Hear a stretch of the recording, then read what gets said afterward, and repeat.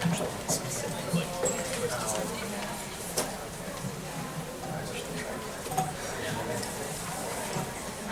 can everyone hear me okay? Hey, thanks for coming out, and welcome to our Defending the American Dream Summit. Our hashtag that we're using today and throughout the conference is going to be Dream12, so that's just Dream 1-2. And we're going to go ahead and get started. I know we've got a little amount of time and some really awesome speakers, so we're excited that you guys are here. And you know, for the essence of time, so you guys can have a chance to answer some questions.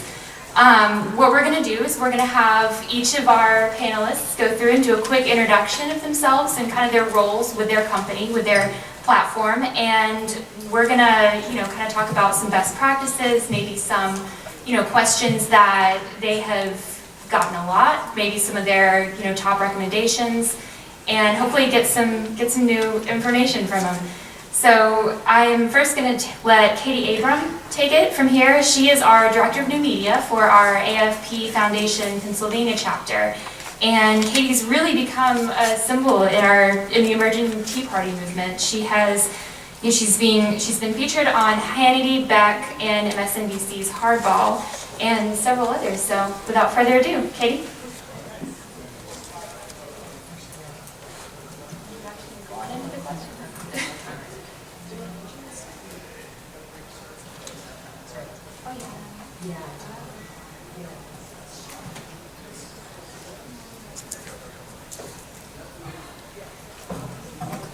Wow, Stephanie's getting that in there. Yes, I'm from Pennsylvania. I'm the Director of New Media, and I think the one thing I know Stephanie has a couple different questions for us to answer, but I'm a big Twitter fan. How many people here are on Twitter?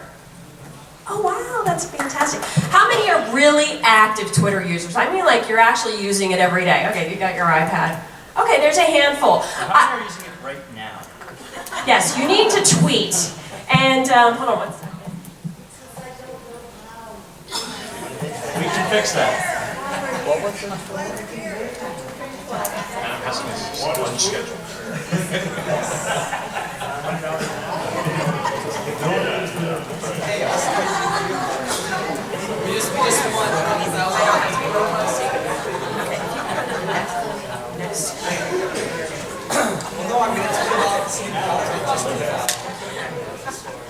Great, okay.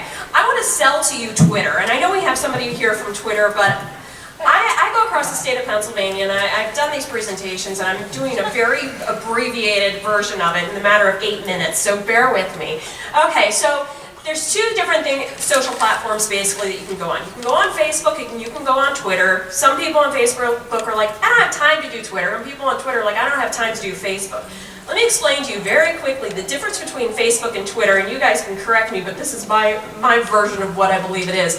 Facebook is for the people that you know. Twitter is for the people that you want to know, okay? So when you're on Facebook, you can, you know, basically preach to the choir, a lot of Tea Party friends, conservative friends on there, but sometimes people don't want to talk about political things on Facebook because you're worried that, you know, friends are going to be mad and this and that. That's why Twitter is a wonderful platform that you can actually go and speak your mind and point out the truth in various things. I think one of the best examples of Twitter and why Twitter is extremely successful and why it's effective is this man. Does anybody recognize him? Who is it? It's Anthony Weiner, right? And what was the platform that brought Anthony Weiner down? It was Twitter.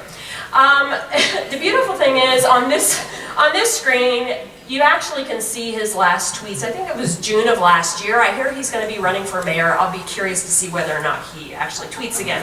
If his wife allows him. Let's see if this works. Yep. Okay. So, I have a little story to tell you. And this is why you need to get on Twitter. I know there's a number of people here who are not on Twitter. Does anybody recognize the gentleman there? Absolutely. Rick Santorum. Okay, I'm going to tell you a quick story.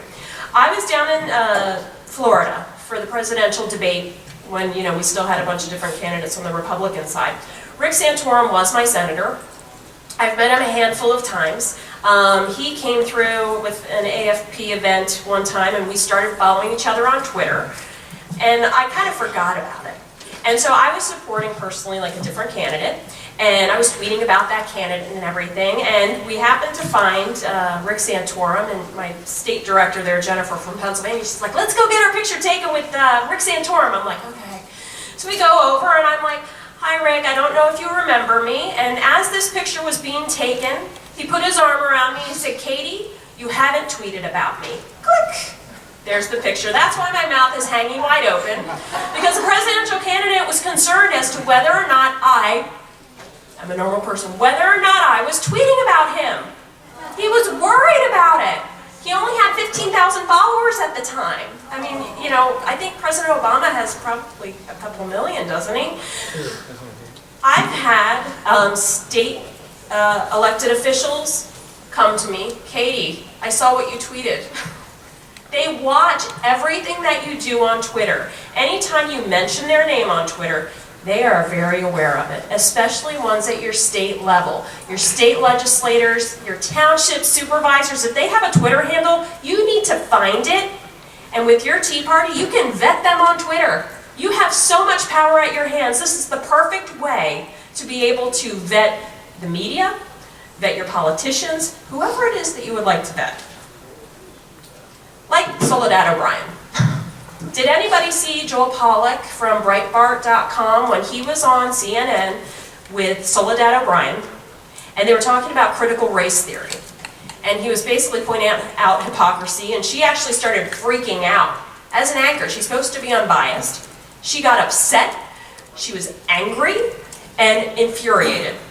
So what happened was, people started to take to Twitter. And some of the tweets up there, these are a little hard to read from here, they actually said to her, you know, hey, stop tweeting Soledad. It's not like Soledad O'Brien has guests lie about critical race theory today, and they link back to the Breitbart website. And what happened was she got upset that people were tweeting her. She stopped tweeting actually for a couple days, and then she came back onto CNN, and she told people, you need to stop tweeting me. Because people at their homes, like think about this, how many times have you been at home, you've been watching a debate or whatever, watching the news, and you're infuriated and you just want to throw something at the TV? This is your one-way communication to Soledad O'Brien, whoever it is, Chris Matthews, Keith Olbermann, he blocked me, I'm sure he blocked many of you in this room. But you can get in arguments with these people and show their hypocrisy, and I think that's the most essential ingredient of Twitter, is you can finally vet the media, because nobody's really been able to do it. I think a lot of conservative talk show hosts have been able to do that, but they have their specific audience. This is a way of reaching out beyond that. Even President Obama realizes that you need to tweet. He was at a college campus and he was giving a speech, and I can't see it from here. He said, tweet them, teach your parents how to tweet. He realizes that a growing number of people that are on the internet and have smartphones are now tweeting. And it's pushing out information. Like he tweets all the time, and his campaign tweets all the time. And what people do is they retweet it, and other people see that information. And I know a lot of older people. One of the things that I always hear is, how do we reach the youth? This is your ticket. You want to reach the youth. They are growing in numbers on Twitter, and I know that the gentleman over here will be able to probably explain that a lot more. With the creation of the smartphone, usage with young people has grown exponentially. And so we see their numbers rising, using Twitter more actively on a daily basis. If you want to contact the youth and hopefully bring them over to our side, this is your venue. I don't know how much time we have, but I'm going to do a little shameless plug here. I am in Pennsylvania, and we actually created something called the Pennsylvania Twitter Brigade. What I did was I kept an eye on Twitter, found Pennsylvanians from across the state, contacted them through Twitter. We put together an army, and we go after our elected officials in Pennsylvania and put pressure on them. We actually stopped specific things going on in Pennsylvania. And you can do that as well in your state. You can find other people in your state, make your army, and start pummeling them. Vet them. You have that power. You can do it with your Tea Party group. your pinochle group, whatever you want to do.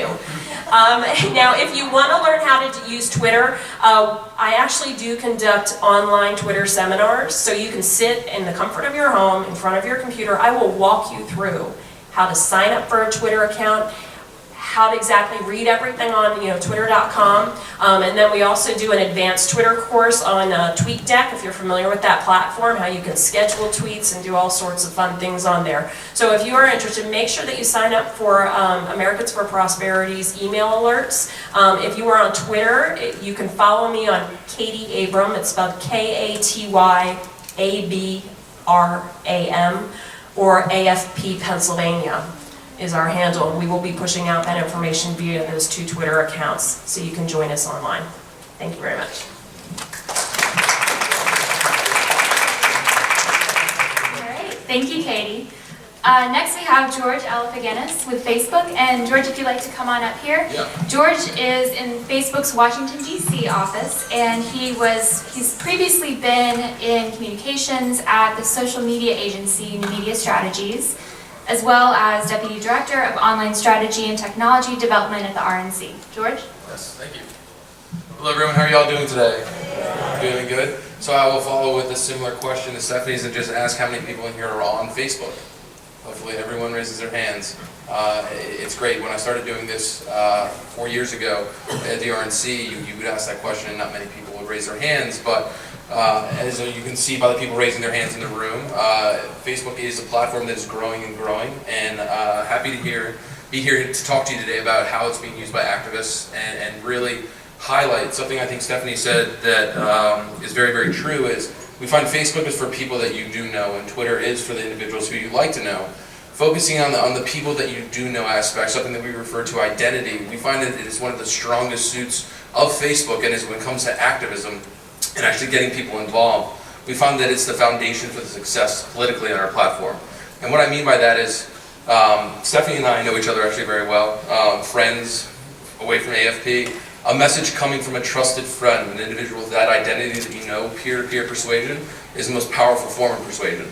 So if you think about it as you're out working in the field or working on specific issues, a trusted message from a trusted individual goes a lot further. I think the same thing can be accomplished with Twitter, but one thing we're finding with the 166 million people in the US that are on Facebook every day, and 70% of them are coming back each and every day, is that the influential messages coming from their friends, their trusted peers and individuals are the ones that are the most trusted and go a very long way in actually persuading individuals. So politically active individuals on Facebook, we're finding they're more likely to vote, more likely to attend an event, and it's not so much the messages that is being transmitted by an actual organization, but it's the fact that they're seeing their friends are doing it. They're seeing their friends are agreeing, they're sharing their photos, they're actually sharing what they feel about President Obama, they're sharing what they're doing, going to events.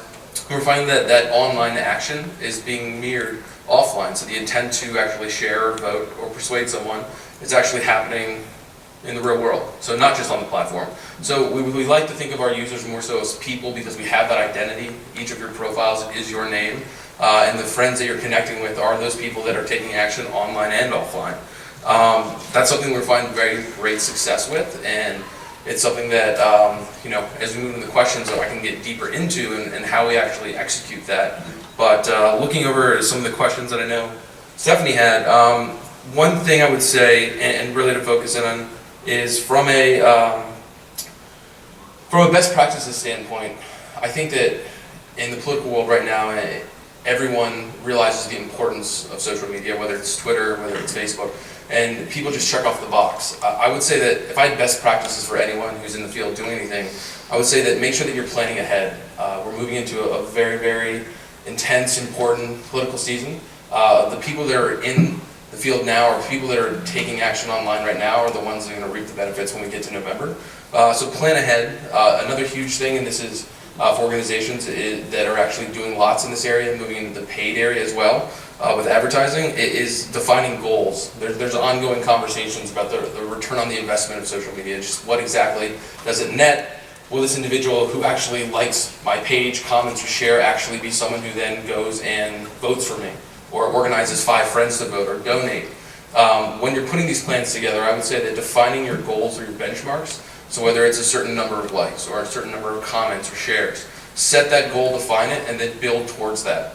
I feel lots of times people just start with a Facebook strategy and it just kind of takes off and they're not sure once they get to the end of it how to define the success. And then really the third part is in those areas where you reach the end point. We provide so much rich information through our platform of the ability to target people, the ability to actually quantify what people are doing.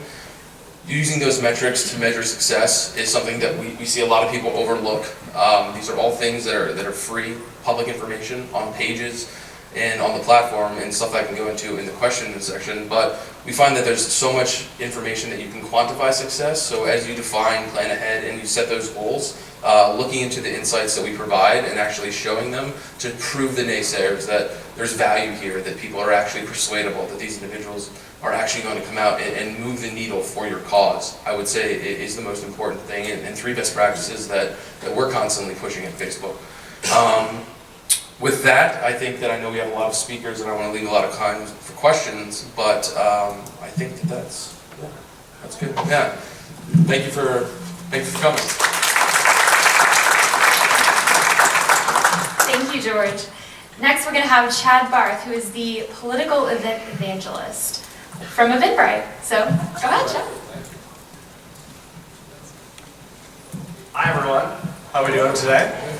So, my name is Chad Barth. I work at Eventbrite. You all have probably used Eventbrite a couple of times to come to an AFP event itself. You probably used it to register for this conference, actually. And as George and Katie have already talked about, like bridging kind of that online to the offline, that's where we get to have the fun at Eventbrite, because we get to see everybody in person. We get to see the online enthusiasm actually show up at a place, whether it's a rally, it's a cooking class, it's a political conference, it's a convention, it's a concert, whatever it might be. That's where we get to have the most fun at Eventbrite, is to really get to see and interact with everybody that comes to these types of events. My background, I worked for 13 years in campaign politics, 8 of them at the Republican National Committee. I got out on good behavior. They let me go finally. Because most of the time, nobody stays there for more than a year and a half or so, and I stayed for 8. In any event, I joined up with Eventbrite last year and kind of lead up the political team now, and we've been having so much fun in just getting to connect with organizers all around the country, both participating in events and helping bring up new individuals to use our platform to help them really cultivate a better event to have within their own locations. So a few different types of tips and tricks that I have for people. I would say number one, and I think you'll hear Adam say it, you've heard George say it, you've heard Katie say it, but social media is meant to be social. It's not static media, it's social. It's called social media for a reason, because we interact with people, right?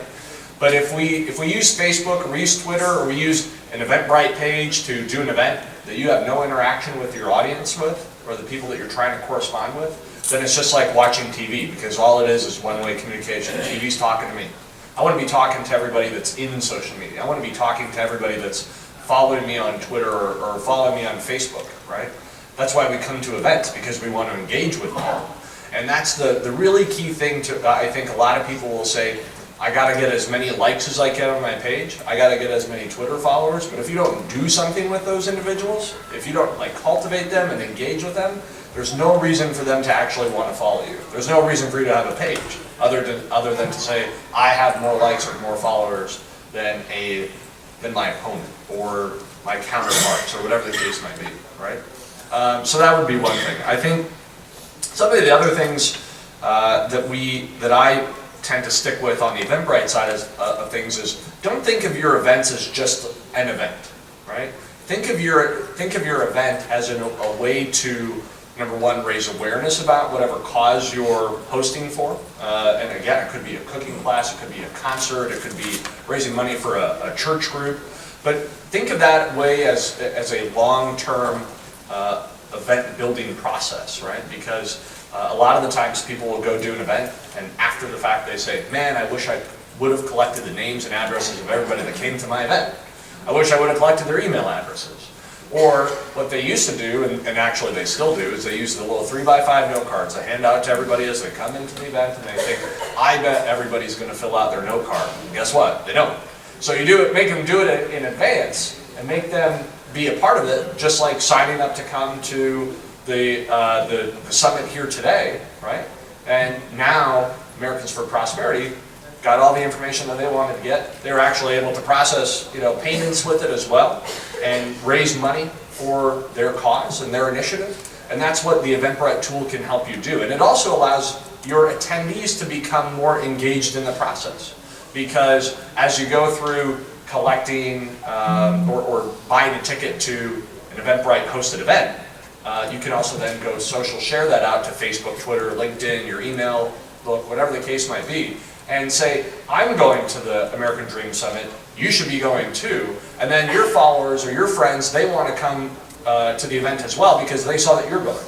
And then it becomes like a great big party because more and more people are finding out about it through social media. There's a few examples that we've seen in presidential campaigns now that have been using Eventbrite, where they're getting thousands of more people to come in and view their event pages because of Facebook and Twitter, and they're getting a very high conversion rate of more people coming to the events because that's how they found out about it, whereas they may have never known that that event was actually happening until after the fact, which is the way our old events used to be, right? And events of even in some cases today are still happening. So that's really like the power of Eventbrite. It really empowers you as an organizer. It empowers you as an attendee to be more social, to be more engaging with people that are coming to your events, and have more fun, right? And that's what we want to give you. We want to give you those tools to be able to do those types of things. What else do we have here, Stephanie? We have challenges. I get the biggest challenge. What's Eventbrite? How is it different from eBite? What about my Facebook event? How can I invite people from that, type of thing? And it's not to knock Facebook, because we actually have a great relationship with Facebook. But Facebook events are great. They can't help you sell a ticket. They can't help you collect more information about who's coming to your events. Evite, same type of thing. Yes, no, maybe. Awesome, great. Who are the yeses that actually showed up? I don't know. Well, we give you the tools to be able to help out with all that in those types of platforms.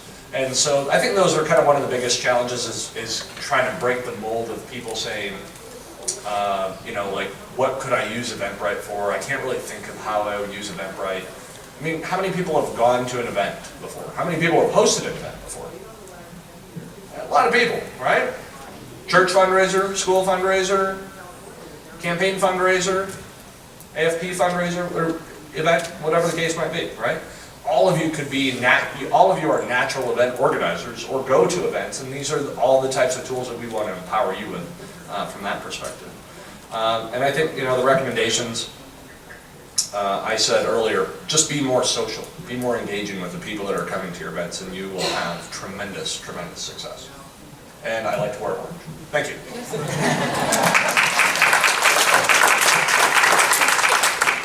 Thank you, Chad. And last but not least, we have Adam Sharp here from Twitter. And Adam is the head of government news and social innovation for Twitter. He has previously been with C-SPAN and NBC News, leading their digital efforts, and has served as deputy chief of staff to Senator Mary Landrieu. So without further ado, Adam. Thanks, Stephanie. Thank you, everybody. And I think a lot of people have already been doing much of my pitch already for me, which is fantastic, particularly Kate, but fantastic. 2012 has really been shaping up to be the Twitter election, and we say that largely because of the explosion in scale over the last 4 years. To put some context into that, there are now more than 400 million tweets each and every day, sent by over 140 million active users. So to relate that back to the last election cycle a little bit, in the 6 minutes or so that I'll be speaking here, there will be more tweets sent than were sent worldwide for the 24 hours of Election Day 2008. There will be more tweets this weekend than had ever been sent in the 2.5 years Twitter existed prior to Election Day 2008.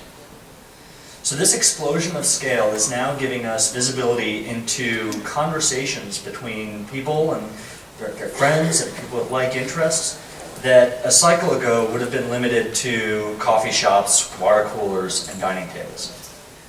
It's also had 3 profound impacts on just the shape of politics in general.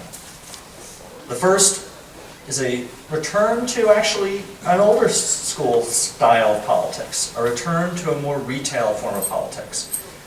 The best way to get a vote today is still the same as it was 100 years ago, and that is looking someone in the eye, shaking their hand, saying what you stand for, and asking for their vote. But that doesn't scale too well when there's over 300 million people in the country. So over the last 100 years, we kept inventing newer technologies to get those messages out. TV, radio, billboards, direct mail, robocall, websites, the list goes on, at the expense of that one-on-one contact. And so it's no surprise then when you look at the polls that people say, my congressman is out of touch. Yeah, you've never touched your congressman.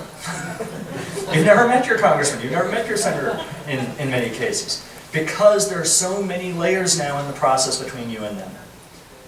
And what Twitter allows is a more scalable form of retail politics. The ability to, at a large scale, cultivate a constituency and have those one-on-one interactions. And it can be on a mix of things, not just policy, but just humanizing the individuals in government a bit more and demystifying what they do. You look at folks like Senator John Cornyn in the Senate, who tweets about his weekend shopping trips to Walmart. Or Chuck Grassley, who rants about what he sees on TV. And what's funny is you see in these tweets people responding to those, but then when they start talking about policy, people respond to the policy tweets more too. Because when someone is talking about politics or policy and they're a complete stranger that you've never met before, you process it one way. But when you know this person shops where I shop, this person watches the show I watch, when they look in the mirror in the morning, they wonder the same things I wonder. All of a sudden you wait that extra beat and you listen to what they're saying and you get into a deeper conversation. The second big change is the democratization of access. During the 1980 primaries, there was a famous moment when Ronald Reagan turned to a moderator and, "Sir, I paid for this microphone." The microphone doesn't have a price tag anymore. 140 million people you can reach on your own if you have a strong message. How many of you saw the day Captain Sully landed that US Airways jet in the Hudson River? That picture of the plane in the water with the ferry coming up to it and everyone rescuing it. How many people saw that picture? The person who took that picture had 34 followers. Within half an hour, that was spread around to millions across the globe, and the next day it was on the front page of every major newspaper. If you have compelling content, you have a platform to get that message out. You have a platform to connect with organizers in other states that a few years ago you would have no way of finding. Nobody probably was more emblematic of this in the 2010 cycle than the Tea Party movement, where now there was actually an infrastructure to organize, communicate, and find people with like interests that did not require a massive party organization and a massive funding behind it. And finally, it's a different news cycle. We've shifted from a 24-hour news cycle to a 140-character news cycle. That an event would happen at 10 in the morning, reporters would be taking notes, they'd go back to the campaign bus, press secretaries would be spinning each side, get in the evening news, and for most people, a generation ago, your comprehension of what was happening on the campaign trail was 24 hours old by the time you picked up your newspaper on your front doorstep. There's now more direct access to consumers for real-time, unfiltered news as it happens than ever before. And it's an incredibly powerful information stream to tap into. And so I'll leave you with 3 big best practices. The first one, listening. I know a lot of people, when they start a Twitter account, get all stressed out saying, what's my first tweet going to be? Can I get Bieber to retweet me? Will it be funny?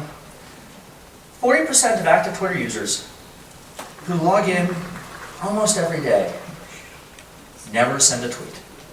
And that's okay. Because out here, you see a lot of clusters of conversation, and if you want to contribute to those conversations, what's going to work better? Walking around that room, listening to what people are talking about, and seeing where there's a good conversation to jump in?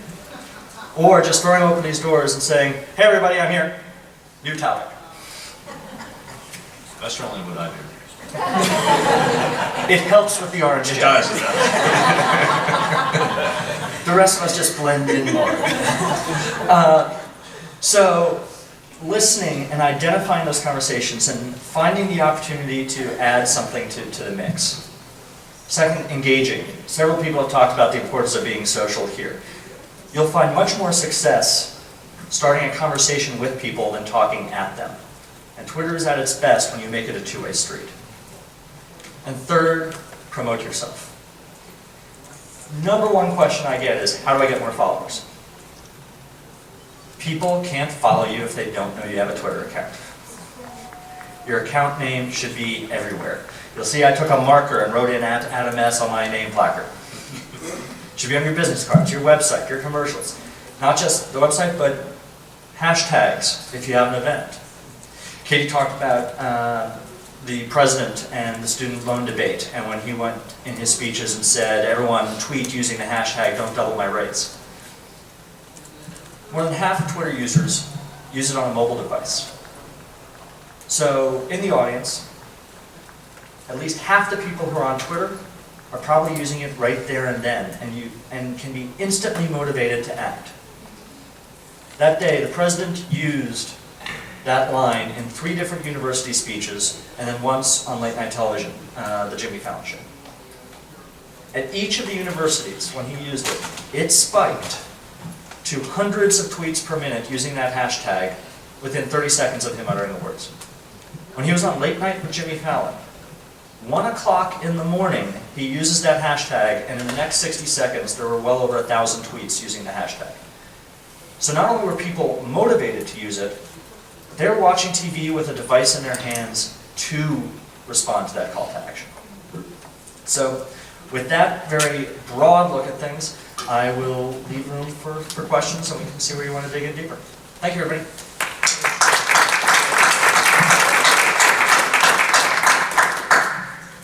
Thank you, Adam. And, you know, I think the biggest theme that we've had is that social media is really social. And with that, before we go into questions, I'd like for everybody on our panel to tell us where can we find you on Twitter or on Facebook? George, do you want to start? Just George Alifiganis on Facebook. But on Twitter, it's G Alifiganis. And it's a long last name, but it's right there. So there you go. I already gave you Adam S. Our team also manages the @gov account, which tweets about how people are using Twitter in government politics. It also tweets out the daily Twindex numbers, which is a new political index we launched earlier this week that measures Twitter users' attitudes towards the presidential candidates each day. And you can find me on Facebook at Adam Sharp. And mine is my name as well. It's @Katie Abram. There's no S. I scratched it off. And also @AFP Pennsylvania. I know it's really long. And then on Facebook, it's Katie Abram. I have a fan page on there, so feel free to find me on there. Personally, you can follow me @ChadBarth, just as it's up here. On Eventbrite, you can follow me @Bright, B-R-I-T-E, Politics, Bright Politics, where we're talking about great use of technology in the campaign spaces, as well as great events that are being hosted on Eventbrite in the political sphere. And then on Facebook, I'm just @ChadBarth, I think, there too, and Eventbrite Politics. Great, thank you. And for me personally, you guys can find me at Steph Font. That's STEPHFONT. And then our sister organization, Americans for Prosperity, you can find us at AFPHQ on Twitter, and then also on Facebook /FightBack. And with that, we have Kim here from Facebook who's going to take your questions. So if you have questions, please raise your hands and we'll come around, and we have a good amount of time. We can take a few from the audience.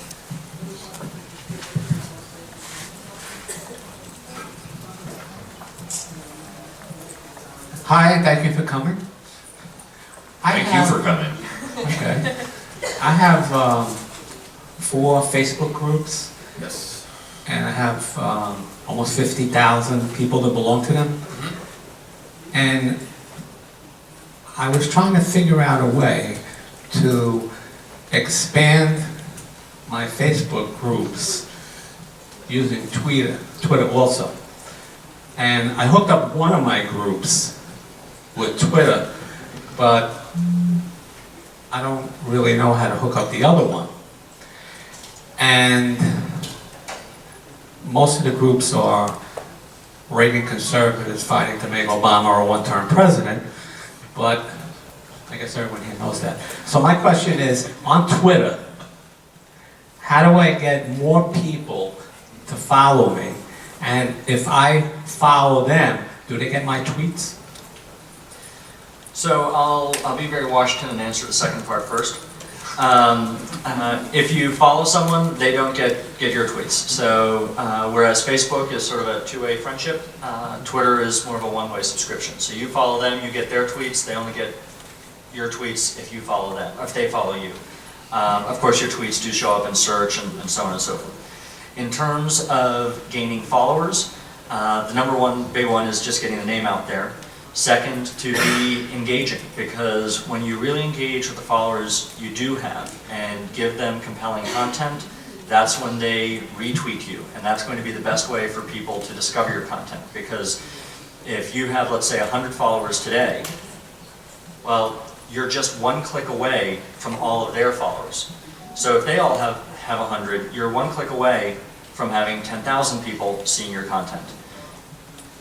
And then another click away, sorry, 10,000, another click away from over 1 million people seeing your content, if it's compelling enough. That's how that US Airways photo went from 34 to millions in a matter of minutes, and you see this again and again and again. So the compelling content, engaging content, is what can spread like wildfire.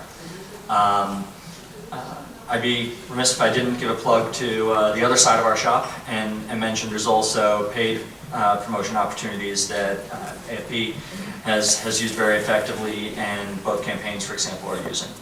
And then finally, to tie to your Facebook account, we actually have been working with Facebook to improve that both ways now. So for example, you can go to your Twitter account settings and add your Facebook account there, so everything you post to Twitter will cross-post to the Facebook page and actually bring in whatever photo you shared and things like that into the Facebook experience.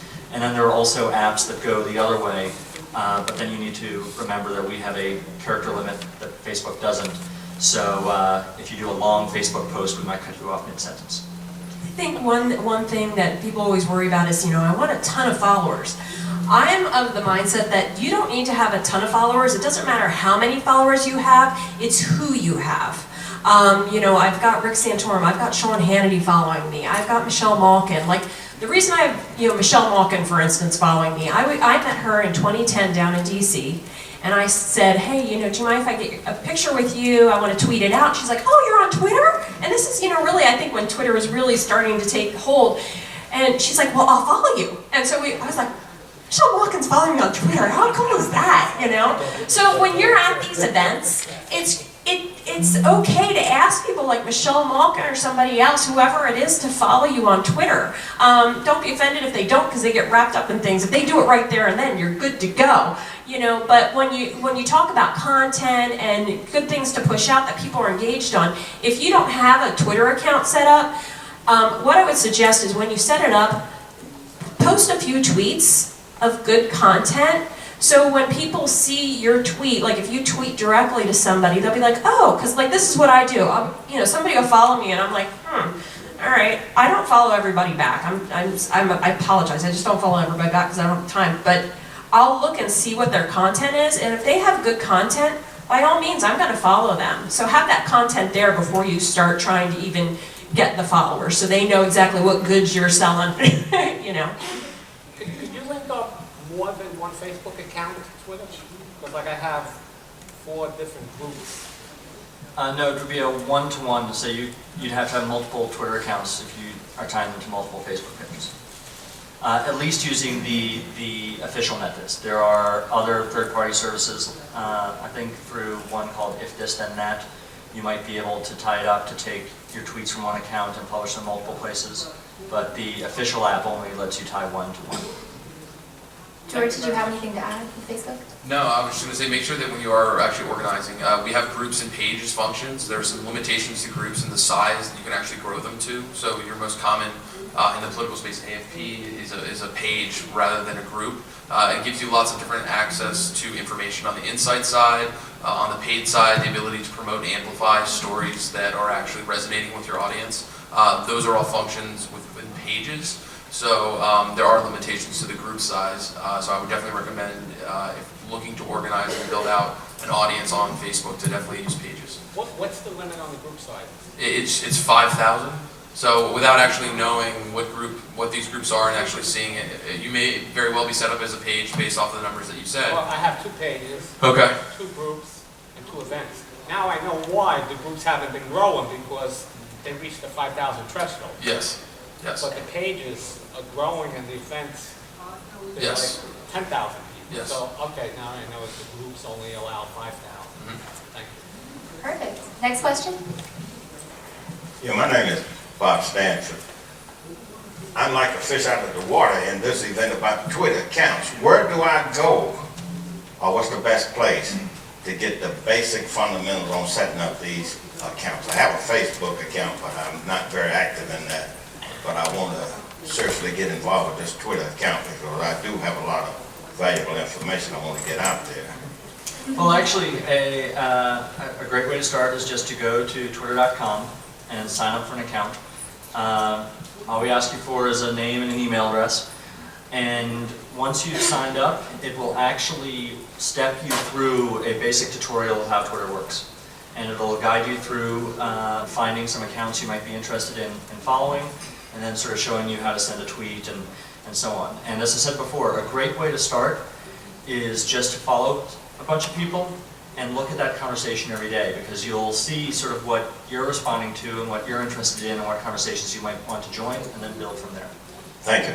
And the nice thing too is that if you have a question, you can tweet people and say, what does RT mean? What does this mean? And people will answer you. People on Twitter are extremely helpful, so don't be afraid to ask people questions on Twitter. I just have a quick question. For Twitter, hashtags, if you want to do things like in a local area, is there a way to find out? I know that it's just kind of an organic thing, people doing hashtags, but I would like to reach out to more people from my own area. Is there any suggestions on local, how to find different things that are going on? Yeah, there's a couple of ways. I mean, as far as hashtags are concerned, you're right, it is organic. When there's a major news event or something, what happens is everyone starts using a different hashtag, and then people start to gather around one that sort of gets consensus. Unless there's a specific event, like this conference, which is hashtag Dream12, and they put signage out to tee that up. So there's sort of 2 ways you can come at it. One is just trying to find accounts in your local community and engaging with them. One way you can do that is if you go into Twitter search, twitter.com/search, you'll see under the search box a little button that says Advanced Search, and you can actually type in a location there and search for tweets from around that area. Now, not all tweets and not all accounts volunteer their location. We don't require it, so you're not seeing necessarily every tweet from the community, but it's a good starting sample to build from and find some accounts, start building those relationships. Maybe start building up a list of accounts you know are in the community. The local newspaper, some local businesses, local elected officials, and seeing who they interact with. And that way you can sort of be mapping that out and reaching out to people and building those relationships. If there are events in the community, that's where you would want to coin a hashtag like they have here, and make sure that's on signage, because the signage not only prompts people to use the hashtag and prompts people to tweet, it also gets everyone to use the same hashtag, so now you can just search for that hashtag and you know who was at the event and can build from there. Thank you, Adam. I think we had a question up front. I wanted to ask the same question to Chad Barth about how does one engage Eventbrite on behalf of an event? If one is holding events and you want them to be for? Yeah, so the Eventbrite platform is so inherently easy to use. I've been helping a lot of folks with events that are going on down at the Tampa and Charlotte conventions, and walking them through getting an event page set up in about 5 minutes. Really, it's a 3 or 4 step process of putting in your event details, the description about the event, putting up a logo specific to that event if you wanted to, connecting it with your Facebook account or your Twitter account as well, and then pushing it out live and setting up your ticket types, whether or not there's a paid component to it or that it's a free event or whatever the extent might be.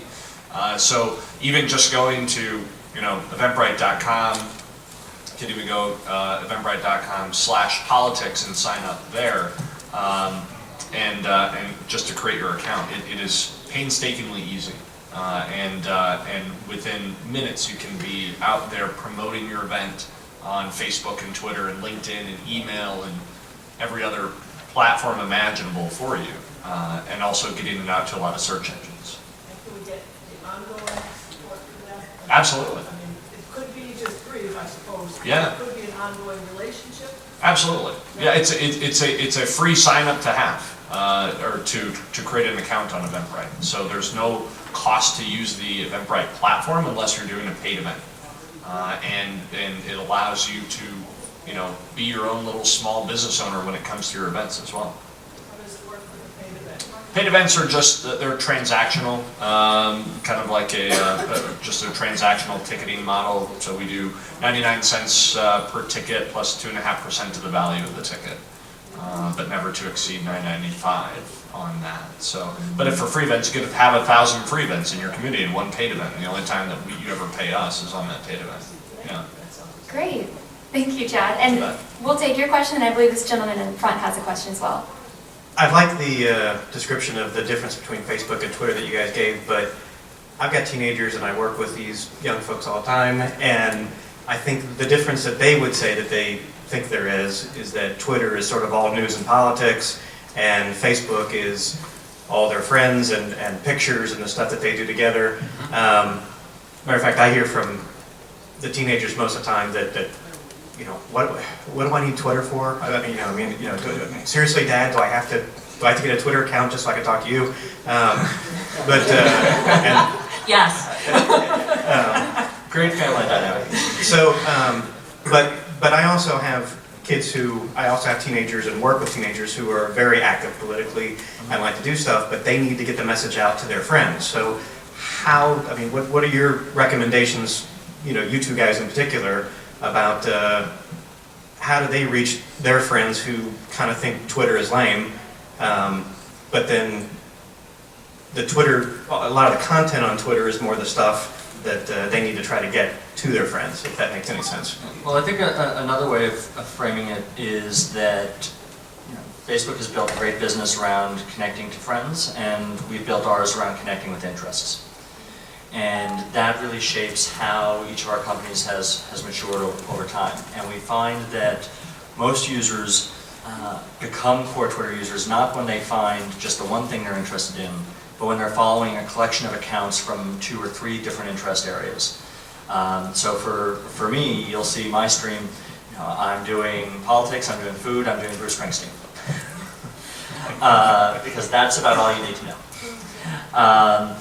And so I think channeling it that way, where it is breaking out of that circle and trying to connect to the people who have information relative to interests is a way of looking at it. I think also, I use Facebook every day. I use Twitter every day. This isn't the dating game where you have to choose one of us to go home with. I think one reason we both, and I obviously would lose to both these guys, but still, I should have worn the orange jacket. But each of our companies, and I would add even Google Plus to that mix, have carved out a certain niche where none of us has to lose a user for the other one to gain one, because they're used for different purposes. And so to be successful and to cultivate the broadest community, you want to use all the platforms available to you. Yeah, I don't think there's a silver bullet solution. I think that what we commonly see is the type of news and information in real time that's breaking that someone find on Twitter, they'll then communicate it in greater length to their friends on Facebook, and that's where we see social discovery. So we're seeing lots of success in the sense that for long periods of times, as we move from portals to search to now the news feed, we're finding that information that people what people are talking about and sharing through social media, whether it's on Twitter, we're finding it starts on Twitter, and that same information will then be transmitted to their friends and their connected network through Facebook. So they really work in both ways. And then in some instances, you'll find people using Facebook to promote their Twitter presence. I think the most important thing is to make sure that you're in those areas, because the conversation is going to be going on regardless if you are or not there. And to insert yourself in the conversation, I think is really the best thing you can do. And actually, one more note on that. Zach Moffat, the digital director for the Romney campaign, talks a lot about how they actually see their strategy as more of a linear format, where in real time they're focused on Twitter and the breaking news around the event and the direct interaction with the people at the event and watching the event and so on. And then at some point that evening, the conversation migrates from Twitter to Facebook, where people are saying, this is the event I was at today, sharing their pictures of the event, here I am with the candidate, and having that experience with their friends. And then the next day is when all the news articles and blog posts start showing up in the Google results. So there's a place for everybody. Go ahead, sir. Especially among the older generation, there is a suspicion of social media because the American values saying you don't get something for nothing, and if you think you do, there's a sucker born every minute. And I know you're saying for some of these things you sign up, but I know from especially Facebook, when I start getting things that are uniquely targeted towards me, and there's a worry that your information is going to be exploited and that your privacy is going to be compromised. So how do you, the other generation, for some reason or another, is the difference in generational values. It doesn't have that worry. How do you address that concern to the older generation? I think from a privacy standpoint, I know with our privacy team, we take it extremely seriously. The sharing of data, it does not happen. So we're talking about the application worlds, and I think the same thing can be said. I won't speak for Twitter, but we have a very strict privacy policy. We have a set of mechanisms internally that will allow you to customize just how you would like to be represented on our platform. There are multiple options and levers that you can pull to make sure that you can be as private as you want to be, or you can actually share as much as you want to share with only friends and non-friends. There are many different options, and I'm happy to kind of talk at greater length, but privacy is a major concern. We take it very, very seriously, and at no point in time is Facebook sharing any of your information. On the Twitter side, same thing. Privacy has always been an important part of our culture as a company. It's one reason why we're the only one of the social media platforms to permit anonymous accounts. You're not required to give us your real name. You're not required to give us a location, your age, or any additional information. We're also the first company to fully endorse and implement the Do Not Track system, where with one check you can make sure that we're not gathering additional data that you're not comfortable with. And then of course the ads that we do display on Twitter all have a little X next to them to opt out of that target. I would say on the Eventbrite side, much like both Adam and George have said, we take privacy very, very seriously. A lot of the times we get a lot of questions about who owns the data for the people that are signing up for the events.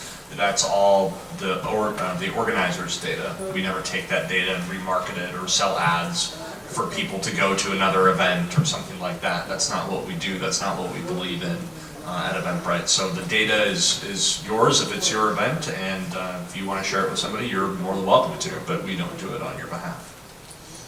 I'm also from the older school. I've never used Twitter or Facebook. I plan to start using at least one of those soon. I hear people talking about concern about followers. Jesus never worried about his followers. And I'll tell you why. It's because if you got a good message, if you only got 5,000, someone else is going to pick up that message and carry it on. So don't worry about your followers. That's all garbage. Thank you. I think you're right on, definitely. You know, I think one of the things that you need to look at, you know, obviously we're always looking at the national stage and what's going on there, but with these 3 platforms, you can affect so much change in your local area. And like my husband ran for township supervisor and he won, and he's basically in the minority on this township supervisor board. And he made a blog, and it's called The Minority Report. And what we do, like after every meeting, we sit down and write everything that happened. And what we do, he has a Twitter account, we have a Facebook page for him, and we push that content out. And what we see is after every township meeting, and you know how these meetings are, there's like 2 people that attend. We have typically between 400 to 500 people that visit the website, unique visits, because we're pushing it out. And I think if we throw in the Eventbrite part, we can aggregate some information of who to get more people there. We may need to do that now. But yeah, you can actually, you know, you don't have the media showing up at these local meetings, the school board meetings. You can be the media yourself and report about what's going on there. Push it out via Facebook, push it out via Twitter, and it's amazing the numbers you're going to see. And I live in Amish country, and we're seeing 400 to 500 people going to this. Thank you. I think we have time for one more question. Go ahead. I too am part of the older generation, came into 21st century technology kicking and screaming and had to be dragged into it. I'm seeing some value to it, but I guess my concern with tweet, I don't tweet, actually I have an account on Facebook, but I don't really use it. I'm one of the ones you talked about. But with the tweet stuff, is the example you used of the landing in the Hudson, that seems like that's the exception and not the norm. Because what I'm seeing from the tweets, and again, mind you, I haven't seen a lot, but what I'm seeing from folks that I know that have tweeted, I don't know how you say it, Twitter account, is stuff like, well, I'm over at the mall now. Well, who cares? I mean, really, part of it is like, and I don't mean no disrespect, but I have a life. And I'm not sure I have the time, but I see value in it. So is that the exception, or is that the norm that kind of influence happens? I mean, it depends. I think that whenever you have a community of more than 140 million people, some are going to be sharing very compelling thoughts, some aren't. I think if you had a room of 10 people, you'd have that discovery. And so I think it really is a matter of who you follow. If you're following just your friends and they're not using it as a platform to share interests and so on, it can be a very effective tool for just staying in touch with what people are doing in their lives. If you choose to follow accounts that drive your interests, then you can be plugged into far more compelling information.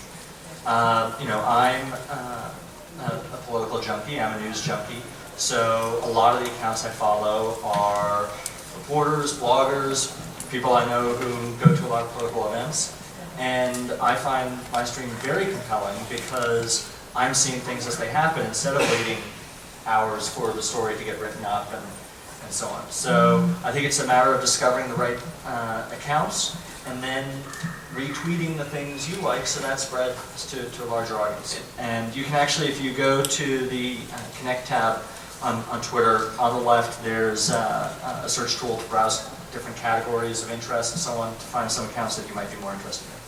We talk about the power of social share a lot when it comes to Eventbrite, event organizers, and the events themselves, because it's really that power of the social share that drives people to want to go to events or to learn about something new or to pick up some new discussion topic for them to talk amongst their friends or their family.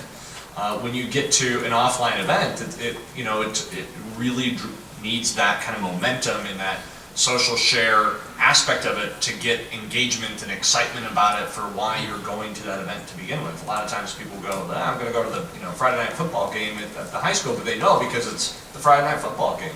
If somebody doesn't know about your event, it could be a fundraising dinner, it could be just something else that's totally off the beaten path that we have a lot of those types of people on Eventbrite as well. It takes the power of that social share so that people want to come in and get engaged and they find out about those types of things. And yes, sometimes it is about the fact that you're at the mall. But I'm at the mall with 20 other people that I know now. So. Thank you guys. And let's take one more question. But before we do, I'd like for our panelists to kind of in the meantime, think about maybe one tip or a piece of advice that they would have for somebody who's just new to social media. So just kind of, you guys think about one piece of advice you would give. And Sarah, go ahead with your question. I couldn't get your contact information earlier, but if we Google either one of your names, will that bring it up? Don't Google my name because there's a lot of bad stories. Along with all sorts of crazy things. There was that one time Colin. No. Why don't we go down the line one more time and we can all give our information. Mine's Steph Font, and our sister organization, Americans for Prosperity, is at AFPHQ on Twitter. Chad? Chad Barth, at Chad Barth for Twitter, Chad Barth on Facebook. For Eventbrite Politics, you can reach us at Bright Politics, B-R-I-T-E, and then the word politics. And then on Facebook, it's Eventbrite Politics, all spelled out. I'll make it easy. I have a stack of business cards. If you want it, you can come get it. My cell phone and everything. And if you want to find out, email me when we're doing these webinars online. You can email me and I'll get that. You still use business cards, right? I do use business cards. Yes, it has my Twitter handle on there. My account, of course, is at Adam S., but to reach our whole team is at Gov on Twitter or gov@twitter.com for email. And if you go to election.twitter.com, there will be a follow button there, so that's easier for me. Yeah, and on Twitter, G. Alifiganis, my last name. And then on Facebook, we actually have a government politics page. So if you, facebook.com/government politics, we have a page where we put best practices out and have conversation back and forth if there's questions. Great. And Chad, do you want to start out with your piece of advice?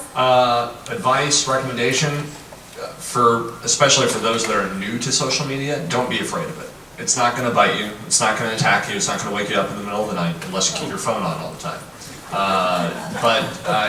Don't be afraid of it. It is an experiment in life to go out and try new things. Go try social media. Be engaging with people. Be a part of the conversation that's going on around you or away from you or on the other side of the world. And just have fun with it.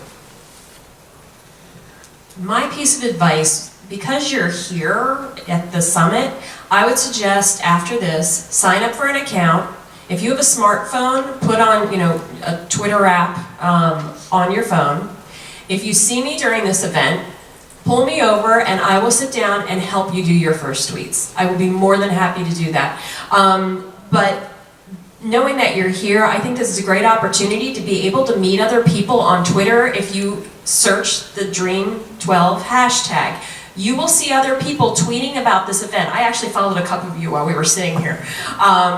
When you come to these events, you can actually, it's almost like a family reunion. You find people through Twitter. It's like, oh, they're from this So sign up now, start following people that are here who are tweeting the hashtag Dream12. Community organizing, that's what we're doing right now. So do that. Great way to start. Adam, do you want to? Sorry. I was taking my phone. I think I would go back to the point earlier just about listening. You'll have a lot more fun if you listen first and find what you want to be a part of, and then make it a two-way conversation. But with that, a great way to find things is to use the hashtag Dream12, which was a really great finale. Yeah, so I'll take a kind of a step back. I think we've talked a lot about the different options that we have here today, but I think the most important thing, whether it's Facebook, Twitter, social media, is just understanding the opportunity at hand. I know there's been a lot of concern from older generations that say, what's the value? If you think of marketing channels and ways to actually communicate ideas and to reach people, what they've come from, TV, newspapers, radios, and what they are now, any individual with a smartphone, a Facebook account, a Twitter account, or a laptop can make a change, make a difference. We've seen this in the Arab Spring, where Twitter and Facebook were both there. We're seeing this in the election campaigns now. So that opportunity to actually circumvent the traditional media funnel and to actually have your voice be heard, get engaged, find like-minded individuals, that opportunity is real, and the individuals that are taking advantage of that now, I think, are having great success. So whether it's Facebook or Twitter, I think both complement each other extremely well. That opportunity exists, and those people, examples that we've given, who are going about that route, circumventing and making their voice be heard, or making monumental changes in policy and elections, I think you'll continue to see this. Great, thank you. And can we just end by saying thank you so much for coming, and don't forget our hashtag, again, is hashtag Dream12, and let's give a final round of applause for our panelists.